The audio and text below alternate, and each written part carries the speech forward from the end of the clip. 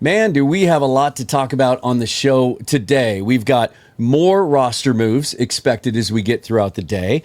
Some comments from John Schneider perked my ears up yesterday. Is there something that he still has up his sleeve? Maybe another move or two coming on the roster? Also, what do we expect out of this team? What are they going to look like week one against the 49ers?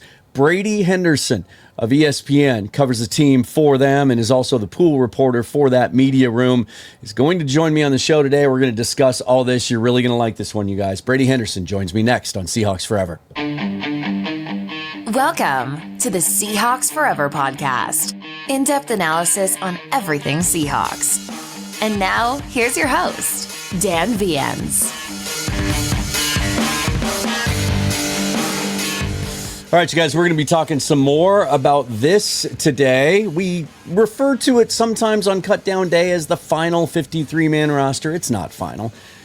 We've got some reported changes to it that came through yesterday. Brady's going to talk about some of those today. We'll try and get some confirmation on some of those. Some players added to the 53 today, which means a couple players on this list will be moved off, a couple additions to the practice squad, and potentially a few bigger things on the way as well. Just a reminder, if you haven't checked this out yet, the premiere of the Seahawks Syndicate last night with myself, Brandon Kane of the Hawks Nest, Bryce Coots of the Hawks Eye podcast, and Mookie Alexander from Field Goals. We had a great time. We have become friends in addition to being colleagues over the last several months, and we're going to do this the last Wednesday of every month. Check it out if you would, please.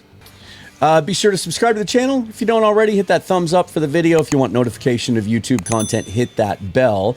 My other content that you may want to consume, if you prefer the written word, check out my Substack. It's free until week 2 of the regular season. My Patreon also, some exclusive bonus content and ad-free versions of my videos and audio podcasts on there as well. And the audio stuff on every platform, whichever you prefer. Be sure to like and follow so that you don't miss anything. All right, let's get right to this. Brady Henderson of ESPN. Got a chance to meet him when I was out at the VMAC during training camp. He was nice enough to come on the show today. I think you're going to like this. Enjoy. All right, Brady. So by the time I get this uploaded, there will be even more reaction to the big news this morning. And really the only reason I brought you on here, the new rivalry uniforms came out today that the Seahawks are going to wear against the Rams, week 14, I believe.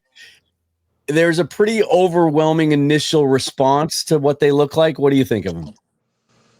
Yeah, well, okay, I'm going to preface my answer by saying that they're not really – their target demo here is not 39-year-old sports writers who cover the team. It's their own fans, and so take my opinion for whatever it's worth, which is nothing. But I don't know. They sort of look like a cross between kind of something that Oregon would do and their old wolf gray uniforms, which I liked. I think, they ditched the wolf grays a couple years ago because they, you can only wear so many jerseys, and they nixed those in order to bring in the old, classic throwbacks, which everybody loves. So I always thought the wolf gray was a pretty sharp look. So this does kind of seem like it works off that template with a little Oregon mixed in. So they're fine. But again, I'm not the person that they're trying to impress. Yeah, right. I maybe I had my expectations were in the right place because I was tipped off last night that they were going to look very Oregon-ish, to which my answer is they've taken all the uniform ideas, so I don't know that it's really fair to compare anything to what they do.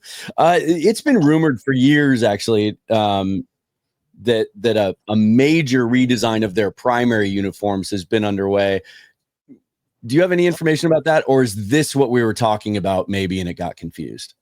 Yeah, I'm not sure. I don't have any great insight on that. I do think that could, what you just said there, that could have been the possibility, because I think if you remember a couple months ago, there was some sort of speculation that the old white throwback uniforms were coming back, and I suspect that someone caught wind of the plans to have a new jersey unveiled. It was actually the Nike rivalry uniforms, but people just put 2 and 2 together and assumed that it was going to be those old, right, the old white classic throwbacks. And so, I'm not sure of any sort of plans to alter the main uniforms right now. I mean, they have been around for over a decade now. Remember, they debuted those in 2012. I don't think they've totally gone out of style. But yeah, maybe with the throwback becoming a bigger part of their repertoire, maybe, I don't know, maybe that is something that they have in mind. Yeah. All right. Let's get to the real stuff, right? Again, by the time this is uploaded, there might already be some moving and shaking. We know there were a couple of names reported yesterday, but they weren't able to get here in time. What are your expectations for what we're going to see today as far as roster moves go? I think whether it's today or tomorrow, I think Shaq Griffin is going to be back in some capacity. I sort of thought of him as maybe a guy that they would try to get on their practice squad, and then elevate him eventually. Remember, he did miss a couple weeks of training camp, so it's sort of fair to wonder just where he's at in terms of his readiness to play right now. Obviously, he's a guy who's been around forever, so he probably would be fine. But I think Shaq Griffin is back. It wouldn't surprise me if they actually got him on the practice squad, at least temporarily. And then, Chaz Surratt, formerly of the 49ers. My understanding is that deal was, they're planning on doing that. He just wasn't getting to Seattle until Wednesday night. And I think that's why John Schneider, when he was asked about it, he would not confirm it yesterday during the press conference, just because that had not become official yet. But and then Darion Kendrick, I think, is a kind of a cool acquisition for them. Guy who's got an intriguing mix of youth and experience. 18 starts over his first 2 seasons. And, he had that interception against Drew Lock a couple years ago when Geno Smith was on the sideline. So seems like there's some good ball skills. John Schneider noted how competitive he is. So, in some ways he seems like kind of an intriguing guy for them. And it doesn't sound like this is one of those guys that you pick up just for a couple weeks. This sounds like a guy who's might have a chance to stick around for a while. Yeah, started 12 games, I think, the year before he hurt his knee. I talked to my Rams guy yesterday, and he said they wanted to keep him. They were hoping that he'd be able to get through to the practice squad because they wanted to keep him around. He's the first guy in a while that we've seen signed by the Seahawks that has kind of a checkered past off the field. Were you surprised by that a little bit? Yeah, and he was kicked off of Clemson's team, and you got to imagine you got to do quite a bit to get kicked off of Clemson. I don't know exactly what that was. I think it was just reported as a repeated violation of team rules. But that was a while ago, and I'm sure there's a chance that he's grown and matured and learned from that and all that. But they do seem to be getting away from guys like that, and that was something that Pete always, I don't want to say he embraced it, but Pete was always willing to, kind of live with stuff like that. He was willing to live with guys with those big personalities, knowing that, hey, you're going to deal with some headaches, but the upside is there because, look, frankly, like a lot of guys with a lot of talent, sometimes guys have that kind of that baggage that they bring with them. Pete was a lot more willing than I think a lot of coaches are to deal with it. And Pete was fantastic at dealing with it for as long as he did in Seattle. I just don't know if there's the same willingness with Mike McDonald. I think Pete was more willing to deal with it than John Schneider was. And I think when Pete was no longer the coach, I think John Schneider saw that as an opportunity to, kind of go back to some guys that aren't going to, start bringing in guys that aren't going to, bring those same levels of headaches. But I do think that thought that dynamic has kind of been cyclical with them. It was a few years ago where they went away from that. And remember the 2017 draft class, Dan? That was the year that they started kind of preparing for life after the LOB. They drafted Shaq, drafted Lano Hill, Tedrick Thompson. Obviously, Griffin turned out to be a pretty good player, but part of their thought process there was they had dealt with so much stuff with all of that LOB era, all of the alpha males on that LOB era team, and they were tired of dealing with it, and so they started going for more mild-mannered guys. And in retrospect, a few years later, they realized that sort of came at the expense of some edge in their locker room and on the field, and that was a big reason why they went out and they got Jamal Adams. Obviously, there was what Adams could do on the field, but then they felt like he was really going to be a shot in the arm in terms of just bringing another guy with a dog mentality back into their locker room, and they were at a point where they were once again willing to deal with all the stuff that comes with that. Now it feels like they've gotten pretty good at finding guys with that mix, right? You got guys like Devin Witherspoon and Jay Reed and Leonard Williams are a couple that come to mind that have that edge and play with that nastiness, but they're also, you don't have to worry about them after hours, right? Yeah, Derek Hall. And I'll tell you this. So, being in Green Bay, as I'm sure everybody saw, there was a number of fights during that practice in Green Bay last Thursday, I believe it was. And it even continued, just the jawing continued right after practice. And, we're, as the reporters, we're like, just sort of milling around and trying to figure out where we're going to go to talk to Mike McDonald. And I ended up a few feet away from Derek Hall while hearing him scream at someone and basically challenge someone from the Packers to a fight. And, some guys, it's all talk and bluster, but with Derek Hall, it was very clear that he is that kind of guy that like you would want with you in a dark alley. If you had to walk down a dark alley at night, like Derek Hall is not someone that, is to be messed with. And you just see that on the field. And he's that kind of, I think he's a perfect example of what you just talked about. Like a guy who has that mentality, but isn't, at least he doesn't seem like a guy who is going to come, with the baggage that, also kind of comes with that sometimes. Yeah. Oh, he's the most polite person when he's not wearing a football uniform. Surratt to the 53, right? As it was reported. And then I believe that's the plan. Yeah. And then Chris Paul, are we expecting him to be in town today as well? And that sounds like a practice squad move.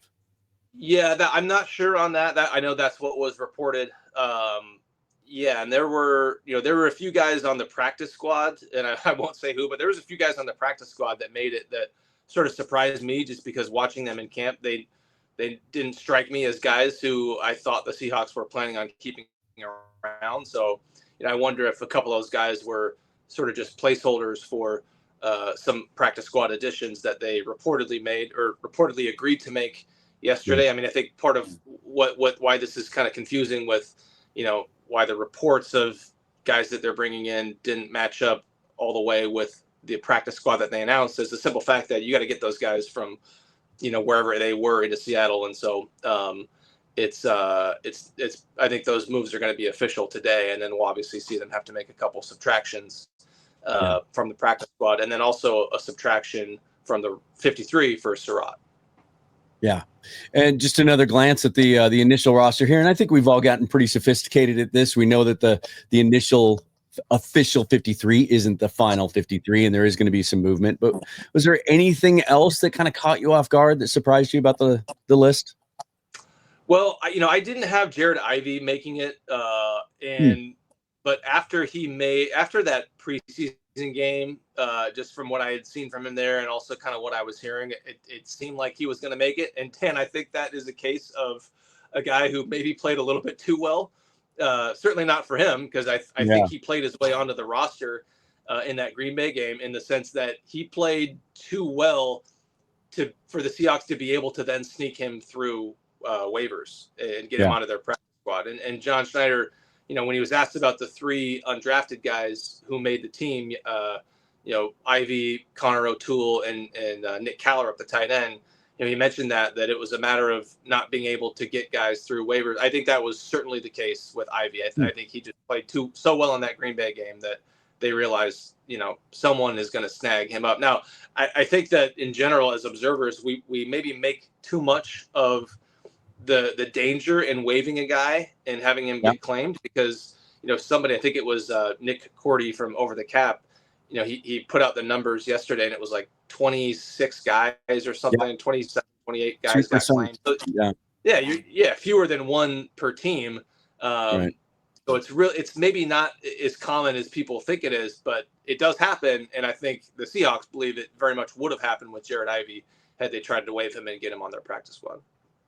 And then in true form, John talked to you guys yesterday, and he says what he always says, always competing, always scanning the waiver wire, always looking at trades, bringing guys in for visits. Does he have anything maybe that we might see, and maybe this week in preparation for week one, or maybe after week one when veterans can sign and their salaries don't have to be guaranteed? Do you think he still has anything left up his sleeve? I know a few weeks ago you had talked about Jadeveon Clowney potentially being in play. They had looked at Von Miller. but that was before Uchenna Nwosu passed his physical. Does he fit on this roster at this point?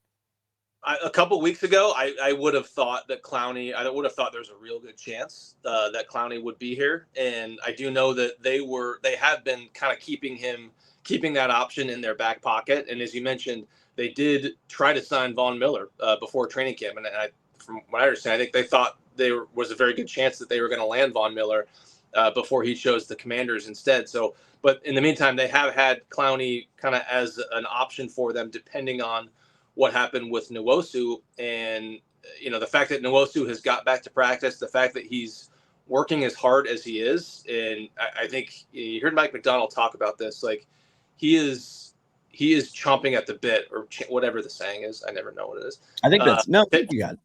Yeah, to get back. And McDonald has said that he's one of those guys that they have to be the responsible ones, and they have to like hold him back because he's fighting so hard to get back. And in his mind, I think he probably thinks he could go right now. I don't think we can take that for granted as the way that every single player approaches coming back from an injury. I think some guys are way more cautious and want to do it way more, just on a slower time frame. And so, but the fact that Nwosu is where he is, I think that probably lessens quite a bit the possibility of someone like Clowney coming in. But the spot where I could see them adding to their 53 is getting a veteran interior offensive lineman to bolster the depth there. And look, that Christian Haynes pec injury, I never want to say it's fortuitous for a guy to get injured, but for them, I think that created kind of an easy out to a difficult situation, because I think they were already looking for someone to be an upgrade over him and their other backup options at guard. I don't think he was ever truly in the mix to start at right guard. I think that competition was more so just to keep a fire lit under Anthony Bradford's rear end. And I think that's the same reason why you haven't heard Mike McDonald. Look, it's been clear for quite a while that Anthony Bradford is going to be their starting right guard. I just think McDonald hasn't wanted to announce that because he doesn't want Bradford to take his foot off the gas. But I think that they're going to be looking to bring in, my guess is they're going to be looking to bring in a kind of a guard with some experience who could come in and be an upgrade over the backups that they have. And I think that was part of the idea of them at least having an eye on Dalton Risner. I'm not sure if they ever had an actual visit with him. I don't know if, when it was reported, I don't think they'd actually had something lined up. I think there was just maybe talk of bringing him in for a visit. And I don't know if that ever happened. He obviously signed with Cincinnati. But I do think they had their eye on him for that reason, is to bolster the depth at guard. Well, the approach with Bradford seems to have worked. He's playing the best football we've ever seen him play. I've watched that tape from the Kansas City game over and over again just because it's so much fun to watch him. It's really encouraging. But yeah, that depth is a little scary. It's Cable Dew, Richmond, maybe Josh Jones is the first guy up. If they had to play tomorrow and a guard went down, maybe he's the first guy to slide in there. It doesn't seem like there's a lot out there at the moment, but I did find it compelling that when Schneider said what he said about, hey, we're out there looking, we're always looking, we're doing this, we're doing that. He said that in direct response to a question about the offensive line. So it does seem like that's kind of what they're combing the waiver wire for. The Haynes thing is pretty fascinating to me. And I think to your point, do you think they were trying to move him at all? I don't know. I'm not sure about that. That would be, it'd be awfully early to give up on a guy that they spent a third round pick, but certainly trading him would be better than, and getting something for him would be better than, having him on your roster and not feeling good about playing him if they had to. So I haven't heard of any, talk or any plans or attempts to try to move him. I guess it wouldn't totally shock me. I don't think he's necessarily a bad fit for this scheme. I don't think it's that so much as I just don't know I just haven't seen enough to really think that there's a ton of upside there. I mean, I think he's an NFL player. I just don't know if he's, I certainly not a guy you'd feel really good about having in a starting spot. And from the sounds of it, I don't think they feel really good about him being, sort of one of the primary backups at guard either. Yeah. It's an interesting case with him because he's one of those guys that came out of college older. I think he was 24 when they drafted him. And so that old argument about, well, he's young, the big guys take longer to develop, doesn't exactly, you expect to see him be closer to what he is earlier in his career. Yeah. The other area that is kind of confusing to me a little bit is everyone agrees that the defensive line is one of the strongest position groups on the roster. It's one of the only position groups that in those off-season lists about positional strength would show up on some of those. And but the depth, man, the depth is thin right now, especially because they chose to waive both Bohanna and Peely. They're both back on the practice squad, though it sounds like that was kind of the plan, is to use them as practice squad elevations. But when I look around the league at some of the other, even in our own division, some of the defensive line groups, like their second unit is made up of recent draft picks and high draft picks and kind of some young dynamic youth you can rotate in. Are you concerned about the depth up there? Well, yeah, a little bit. I mean, I thought Peely and Bohanna both had good preseasons. Peely obviously had that safety, and I do think that was part of the plan. Is just the roster juggling.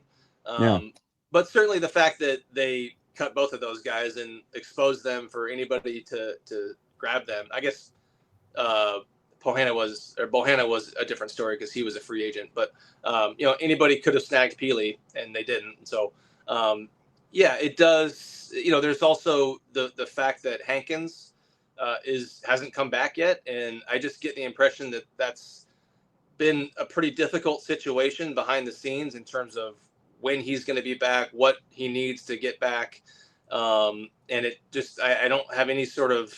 There's nothing to suggest that he's going to be back anytime soon, and he hasn't done anything all of training camp. So even if he starts to get back, even if he gets cleared, I don't imagine that being a quick ramp up at all. So you're going to be looking at a couple months, I think, before he's back. And so what does that look like?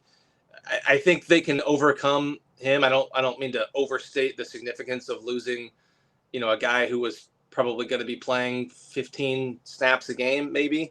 They've got some other guys who can do it. But yeah, I think, who's their fourth best interior defensive lineman right now? I think that's a fair question. Yeah. Mike Morris, maybe. That's where it gets interesting. It's to your knowledge, when in scenarios like that with veterans, guys that they want back, are there they know, right? They've talked to Quentin and they know when they release him, hey, this is the plan. We want you back. And the player says, this is where I want to be. I'm not going to sign anywhere else. Like those conversations are had, right? Yeah. But it's funny you asked that because I was just talking to an NFL agent yesterday about this, where it's like, it can make sense to us. And when you just look at kind of, okay, here's the plan, you're a vested veteran. So you cut that guy because it's not going to expose him to waivers like you would with a younger player who then goes on waivers and anybody can claim him. And sometimes you just got to do these things. It's just part of the roster maneuvering that happens in the NFL when you're trying to juggle, a bunch of players for only so many spots. It might all make sense to us, but when you try to explain that to a player who just busted his ass for, 5 months and thought he was good enough to make the team, and that guy hears, wait a minute, you're cutting me? What? It's harder for those guys, I think, to wrap their heads around it, and understandably so. But yeah, I think teams do their best to explain to those guys that, hey, this is all part of the plan.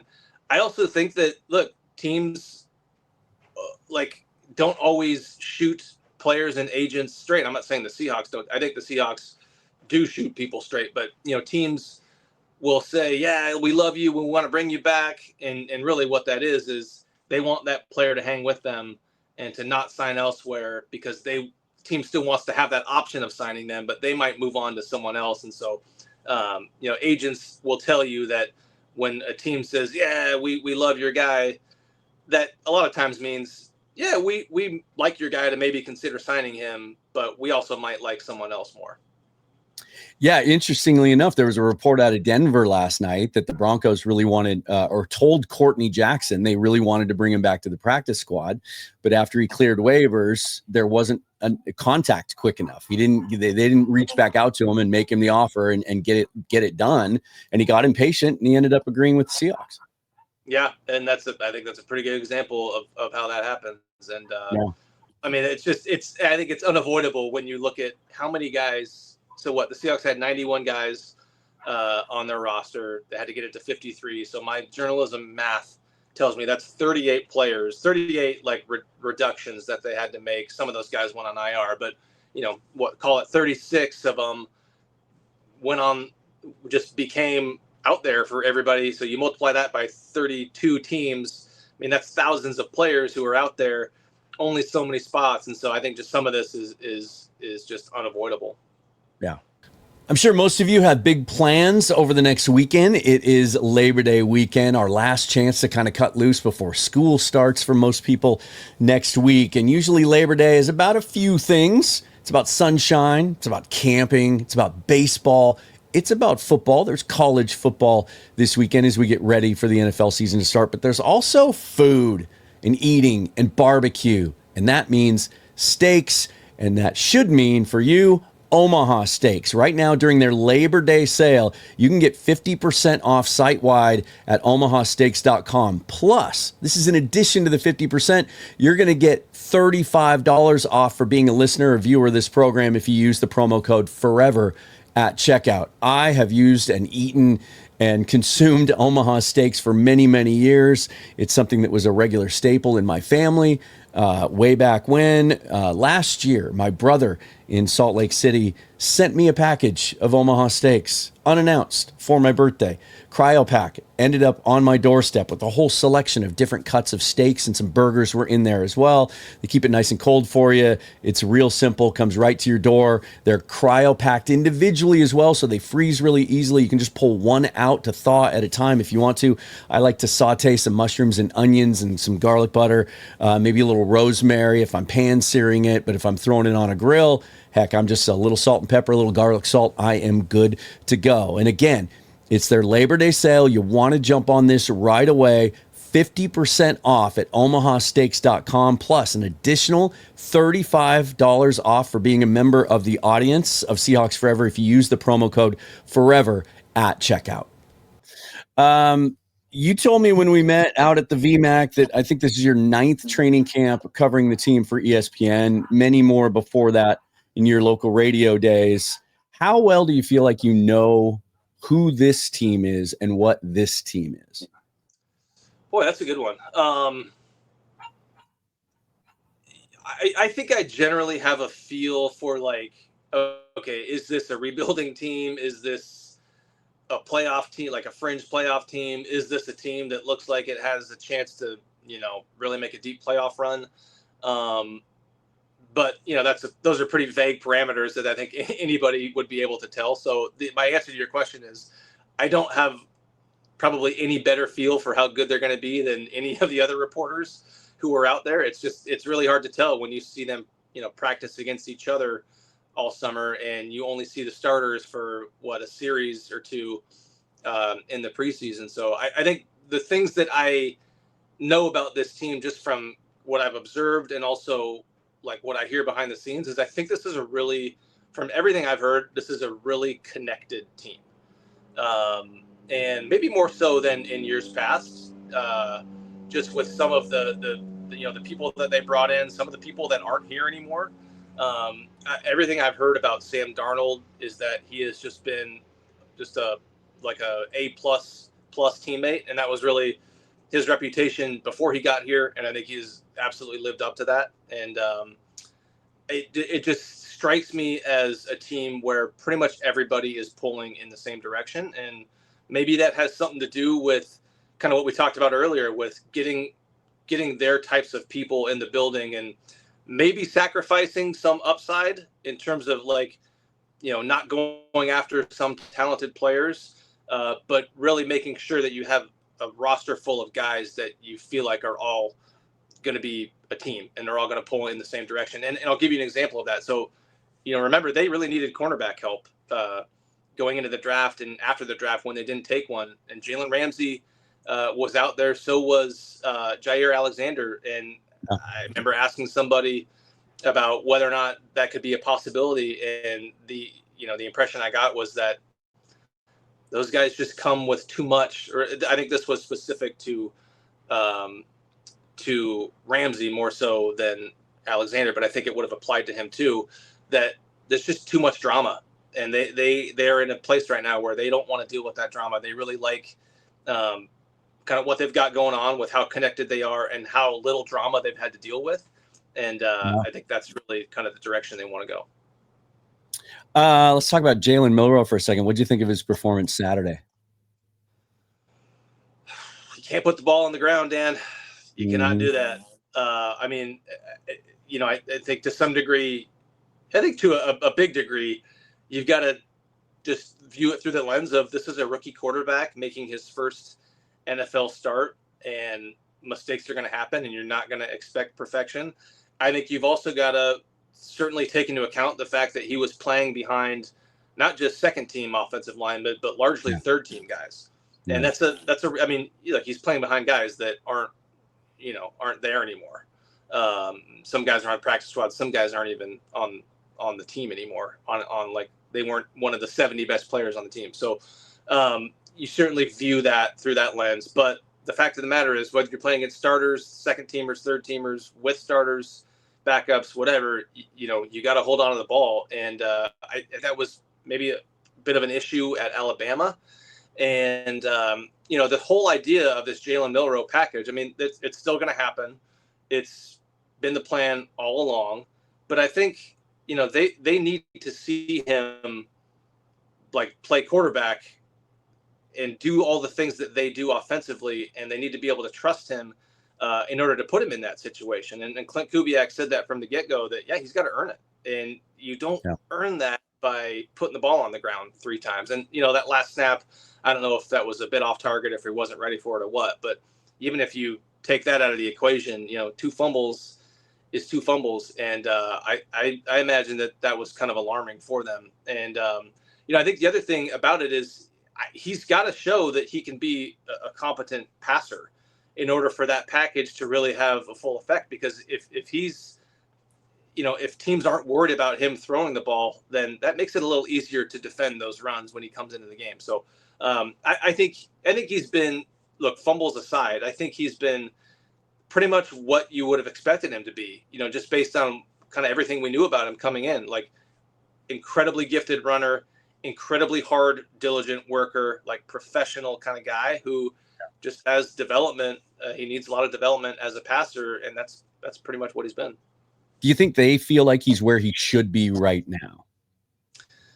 Yeah, I would imagine so. I mean, fumbles aside, I would imagine so. And, I remember McDonald saying, talking about some of the growth, the steps he needed to take operationally, meaning before the play happens, what the checklist of things that you got to do: get in and out of the huddle, get up to the line, with enough time to survey and change the play call if you need to, get to the right play call, get everybody on the same page, and all that. And it sounds like operationally from that second game, they wanted to see him take a step. And for as, difficult as some of that game was in Green Bay, I think it sounds like he did make some strides operationally, just in terms of, kind of what happens before the play.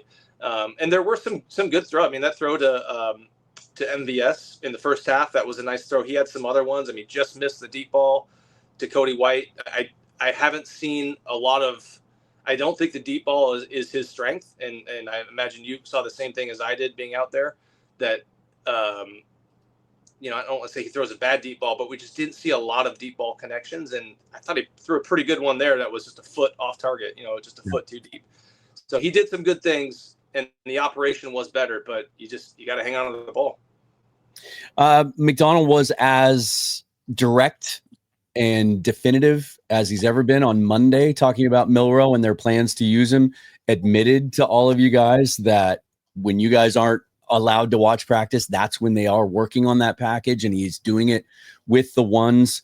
Brock Heward recently on local radio made a great point that a lot of these types of players have come out of college over the last 20 years. A lot of teams have talked about doing this with them, but we haven't really seen a team commit to it since 95, 96, the Steelers with Cordell Stewart. How much of what McDonald told you guys on Monday was kind of strategic, subterfuge maybe? How committed do you think they really are to using him significantly? Yeah, that's a great question. And that's something I'm really going to be interested to see how it plays out, because I still think the plan is to do that. I also think that, there's going to be times where it's difficult to have three quarterbacks active on game day. Look, it's very clear where he is on the depth chart. Like, he's very clearly the number 3. Drew Lock is very clearly the number 2. And meaning in a situation where if Sam Darnold got hurt, they would want to put Drew Lock in there and not Jaylen Milroe. And so what that means is I don't think they're going to want to deactivate Lock on game day and have Milroe as the backup. I think in a perfect world, they would have all 3 of those guys. But that means that, that extra spot you're having, you're devoting to a quarterback when one of those guys might not play. That means that's one spot that's an extra linebacker or an extra defensive back or whatever, wide receiver, that you're not playing in that game. So I think there's going to be some weeks where it's going to be hard for them to fit that third quarterback on the game day roster, and you're not going to see Milroe, I would guess, in those situations, because they would go with Locke instead. But yeah, and in terms of McDonald's willingness to say it, I think that was partly, he wants teams to know that, hey, you got to spend time throughout the week in preparing for this. And that's just a headache for opposing defensive coordinators. And look, so much of McDonald's time as the play calling defensive head coach is preparing for that stuff. And I think ultimately, whenever he gives up play calling duties, that's going to be one of the big reasons is that takes up so much of his time throughout the week preparing to call plays on game day. I think on game day itself, it's maybe not as big of a burden as, calling plays as it is just preparing to do so throughout the week. And when, if he's got to deal with a really mobile quarterback who might come in for a few plays a game, that's just extra time that he's got to spend preparing for that throughout the week. So I think he was willing to say that, in part because he knows that, hey, these defensive coordinators who are already stretched thin trying to prepare for everything the Seahawks are going to throw at him, well, here's one more thing to try to prepare for. Something else that's been a little bit mysterious through camp is just exactly where Ken Walker is health-wise, what we're going to get out of him. You said recently I think it was on Mitch Unfiltered, you think it's going to be more of a timeshare than maybe some fans expect it to be between Ken Walker and Zach Charbonnet. Where do you stand on that now? What do you think that split's going to look like against the 49ers? Yeah, and I guess I was really just look. There aren't that many, as there aren't that many like running backfield situations where there is like just a pure primary guy who gets 90% of the carries. But I think that I think it is going to be closer to a split than maybe some people think of, and I don't know exactly what that percentage is going to look like. And frankly, it's hard to predict because we just don't know how many games Ken Walker is going to play, but that is part of it, is that, his durability is such that he's not going to be out there he's probably not going to be out there for 15 games, let alone 17 games. And so some of that's going to happen naturally, but I think some of it is going to happen too, because they trust Charbonnet so much. And like from pass protection to just being out there every day to constantly doing the right thing, assignment wise, holding on to the football, running tough, showing some speed when he gets in the open field. I mean, they love everything about Charbonnet, and that affinity has been evident in everything Mike McDonald has said, everything Clint Kubiak has said. I thought there was a fascinating comment from Kubiak on the radio with Bump and Stacy on Seattle Sports early in camp when he was asked, what makes, I can't remember the exact way the question was asked verbatim, but it was like, what do you think makes an elite running back? And the two things he said were intelligence and availability. And then he starts talking about their guys, and he mentions Charbonnet by name, and how his mental preparation he's just such a pro in that regard. So just every impression I've gotten is that they love how Charbonnet goes about his job. And between that and just the durability issues, I mean, Ken Walker has been kind of in and out. And, there was a point a couple weeks ago where I asked McDonald about like the balance between, preserving Walker, making sure that he's okay, and also getting him reps that he needs as he's learning a new offense and a new running game. And he said it is a balance. If you read between the lines there, I think he was also in a pretty diplomatic head coach way said that, Walker needs to practice more than he has. Mm-hmm. And I don't think it's a coincidence that Walker has been out there, I think, every day since then. We're 10 days away from the opening game, week 1 at Lumen Field against the Niners. It's a big one. How do you view that matchup as we sit here today? You know what, Dan? This is probably a bad reporter answer of me. I don't know enough about the 49ers to really know like how good they are. I know they've had some injury situations like a lot of other teams have. I wonder, maybe not necessarily for week 1, but just in general about that team and the longevity of that team with just a lot of their star players being as old and as beat up as they are. I mean, Kittle just got a new contract, so obviously they feel good about him. But, McCaffrey, you got to wonder about the Achilles there and how that's going to hold up over the course of a season. The receiver core obviously is such that sounds like they're going to bring in Marquez Valdez-Scantling. So he's going to have to play. Yeah, he's going to have to play for them. So look, the reality is Vegas predicted them to finish atop the division, and those guys in Vegas are, as my coworker Nick Wagner says, are not in the business of losing money. And so I don't know how they do it, but those guys typically tend to be pretty good at setting those odds. And so not that they're, foolproof, but the fact that they still have 49ers, at least when they put out those odds a while ago, the fact that they still had them at the top of the division, I don't think you can totally dismiss that. That being said, Brady, I think the over-under on wins for the Seahawks in Vegas is 7.5. Does that sound right to you based on what you know about this team? Yeah, well, I remember, God, when I checked last time, wasn't it even lower than that? Wasn't it? Mm-hmm. So it must have gone up. Yeah. I think that like barring some sort of catastrophic injury, I just feel like I would probably put their floor at 8 wins. And so, that's right there, I think this is, the defense, you feel like the defense is going to be good. It was a top 10 unit by the end of last season in terms of scoring defense. And anybody who was a big time player for them last season is back. So I just think the continuity on defense is going to be huge with so many key players returning, same coaching staff, same scheme. Mike McDonald is running the show. You feel really good about the defense. I would have thought up until a couple weeks ago that this was going to be a team that was very much carried by the defense and that it was going to be a situation where they just needed the offense to do enough. I mean, I feel a little bit more confident about the offense just after seeing what they've done the last couple of weeks. And that's not to say I'm putting all my stock into one preseason drive, right? Good as it was against, some backup Chiefs defenders. That was a great drive, but really it's about what you've seen in practice. There was one day where the offense was unstoppable, and it's not that it's been unstoppable every day, but it's felt like they've caught up to the defense, which was understandably quite a bit further ahead. I think early in camp, it feels like the offense caught up quite a bit, and it feels like all those new pieces are coming together, which was a big question for me is like, yeah, you've got some of the right pieces there. You've got a system that you feel good about, but how is that all going to come together when you got 6 new starters, a lot of new coaches, a brand new scheme? Like that's a lot to have to come together in a hurry.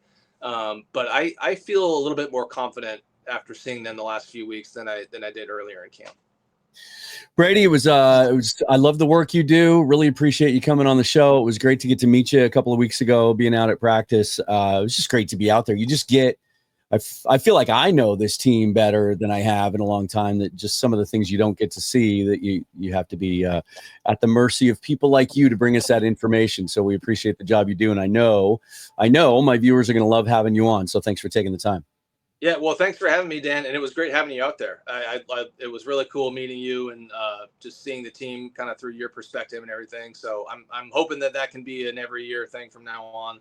And again, I appreciate you having me on your show. Right back at you. Thanks. So what'd you think? What stood out to you about Brady's comments? You feel like they still need to add in a couple of spots on this roster, but most importantly, let's start looking ahead to September 7th. How do you feel about this matchup with the 49ers? Tomorrow on the show, Johnny Tuma of Fantasy Underworld is going to be joining me. We're going to talk some fantasy football, you guys. If you're a fantasy football fan and you're a Seahawk fan, he's going to give you all the lowdown on just what to think of the offensive weapons on this team, where he's got them ranked, where you should draft them, who to stay away from. That's coming up tomorrow. And then on Saturday, before I hit the road and travel back to the East Coast, I'm gonna take another shot at a game-by-game schedule prediction for the season. I called 11-6 when the schedule first came out, but guess what? At that time, we didn't know who the opponents were or what they were going to look like anyway, and we didn't know what the Seahawks team really was going to look like. It's a lot. The picture's a lot more clear now, so I'm going to take another shot at that. I suspect it might be slightly more optimistic even than the first one. Again, please subscribe to the YouTube channel if you can. All the other ways you can support me as an independent, full-time content creator are all listed and linked down below in the description. Again, check out that first episode of Seahawks Syndicate. It's on my channel. It's on the Hawks Nest channel. It's on the Hawks Eye channel. Wherever you want to watch it, you can watch it there. And then let us know what you think in the comments there as well. Forever and always go Hawks. Thanks again to Brady Henderson. Thanks to the Blue Wire Network. We'll see you next time.